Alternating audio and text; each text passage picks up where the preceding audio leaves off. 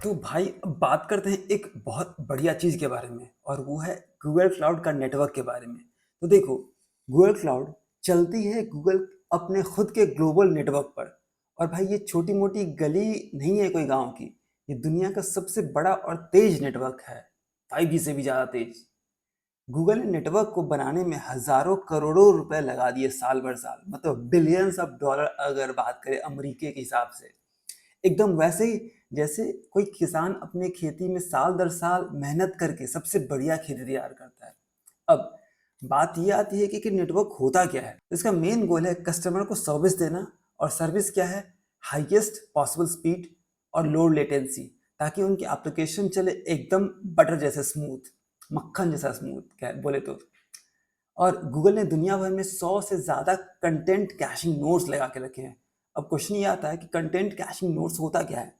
सोचो, गांव के बीच में एक छोटा गोडाउन है जहां सब्जियां पहले से रखी हुई है, ताकि कोई दुकान वाला आए तुरंत ले जाए।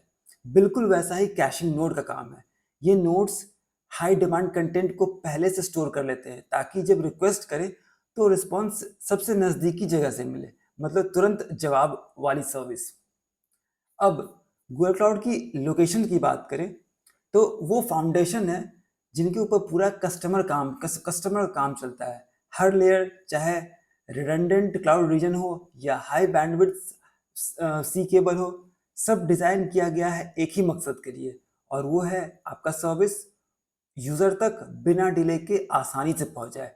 चाहे वो यूज़र इंडिया में हो, चाहे वो अमेरिका में हो, चाहे वो ऑस्ट्रेलिया में हो या किसी जंगल में, मतलब हर जगह।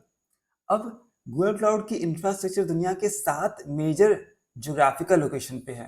ओके, तो 7 डिफरेंट ज्योग्राफिकल लोकेशंस पे है। उसमें हमारा आता है north America, south America. North America ये हो गया, साउथ अमेरिका हो गया। उसके अलावा हमारा यूरोप हो गया। उसके अलावा हमारा अफ्रीका हो गया। उसके बाद मिडिल ईस्ट हो गया। उसके बाद एशिया हो गया। उसका ऑस्ट्रेलिया हो गया। अब ये सब जगह इंपॉर्टेंट क्यों है? क्योंकि आप अपना एप्लीकेशन कहाँ डिप्लॉय करते हो उसके उसके असर पड़ता है इन 3 चीज़ों पे। और वो है अवेलेबिलिटी, मतलब सर्विस कितनी अप है, ड्यूरेबिलिटी कितना सेफ है, और लेटेंसी कितना तेज है।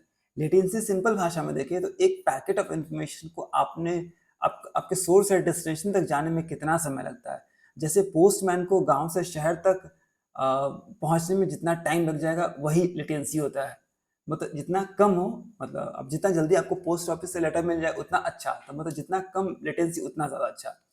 अब इन लोकेशन को फर्दर ब्रेक डाउन करते हैं। तो हर मेजर लोकेशन के अंदर रीजन्स होते हैं, और हर रीजन के अंदर जोन्स होते हैं। रीजन मतलब एक इंडिपेंडेंट भौगोलिक एरिया, और उसके अंदर 2-3 जोन्स होते हैं। एग्जाम्पल की बात करें तो लंदन एक रीजन है, सॉरी लंदन एक लोकेशन है। उसके अंदर रीजन में हमारा यूरोप वेस्ट 2 है। उसके अंदर फर्दर जोन देखें तो यूरोप वेस्ट 2A, 2B और 2C। तो अब जब हम कंप्यूटर इंजन में एक वर्चुअल मशीन लॉन्च करते हैं, तो आपको स्पेसिफाई करना पड़ता है कि किस जोन में चलानी है, ताकि रिडंडेंसी बनी रहे। मतलब एक जोन डाउन भी हो जाए तो दूसरे जोन से काम आसानी से चल सकता है। बिल्कुल वैसे ही जैसे गांव के 2 कुएं, एक सूख गया, दूसरे से तो पानी मिलेगा ही। अब क्वेश्चन ये है कि दोनों सूख जाएगा तो क्या होगा? अब आप बताइए क्या होगा, कमेंट करके। आप चाहे तो अपने रिसोर्सेज को अलग अलग रीजन्स में भी चला सकते हो।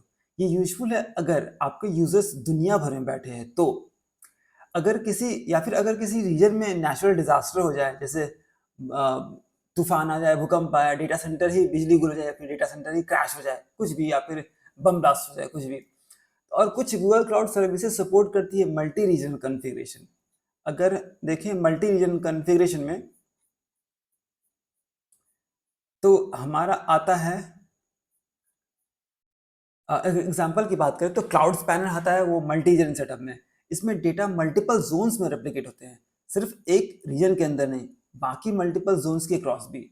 जैसे एक ही दाल का टेस्ट नीदरलैंड और बेल्जियम दोनों जगह से मिले, क्योंकि डेटा दोनों जगह से रेप्लिकेटेड है।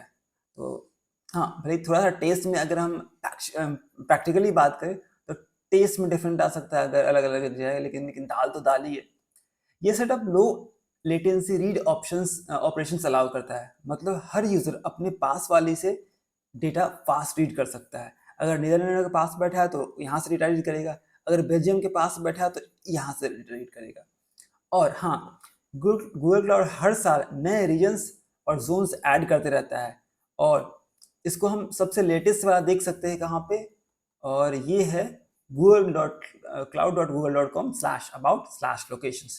तो अभी के हिसाब से देखें तो 42 रीजन से 127 जोन से 202 नेटवर्क एज लोकेशन से और 200 से ज़्यादा कंट्रीज और टेरिटरीज में है। तो बाकी मिलते हैं अगले वीडियो में और ज़्यादा इंटरेस्टिंग चीज़ों के साथ। अभी के लिए thank you so much for watching. Bye bye. जय हिंद।